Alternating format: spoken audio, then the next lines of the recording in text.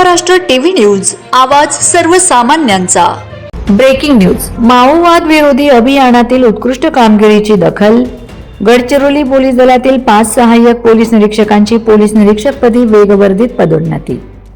गडचिरोली जिल्ह्यात कर्तव्य बजावताना उत्कृष्ट कामगिरी, धाडसी कारवाया, शौर्य व उल्लेखनीय सेवेमुळे गडचिरोली पोलीस दलातील 5 सहाय्यक पोलीस निरीक्षक यांच्या कार्याची दखल घेत गृह विभागामार्फत माननीय पोलीस महासंचालक महाराष्ट्र राज्य मुंबई यांचेकडून त्यांना पोलीस निरीक्षकपदी वेगवर्धित पदोन्नती देण्यात आलेली आहे।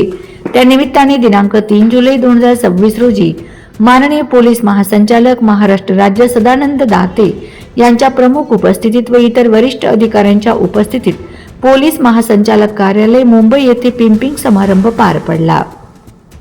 गडचिरोली सारख्या अतिसंवेदनशील आणि माओवाद प्रभावित जिल्ह्यात अत्यंत प्रतिकूल परिस्थितीत धैर्य, शिस्त, प्रामाणिकपणा आणि समर्पित भावनेने सेवा बजावणाऱ्या अधिकाऱ्यांच्या कार्याचा गौरव म्हणून ही वेगवर्धित पदोन्नती देण्यात आली आहे।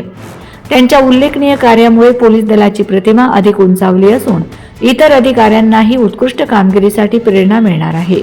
या समारंभात माननीय पोलीस महासंचालक महाराष्ट्र राज्य सदानंद दाते यांच्या हस्ते गडचिरोली जिल्ह्यातील वेगवर्धित पदोन्नती प्राप्त पोलीस अधिकारी सहाय्यक पोलीस निरीक्षक योगराज जाधव, सहाय्यक पोलीस निरीक्षक सचिन झणक, सहाय्यक पोलीस निरीक्षक बाबासाहेब दुधाळ, सहाय्यक पोलीस निरीक्षक सुनील बागल व सहाय्यक पोलीस निरीक्षक देवडे यांच्या खांद्यावर पोलीस निरीक्षक पदाची चिन्हे लावून त्यांचा सन्मान करण्यात आला।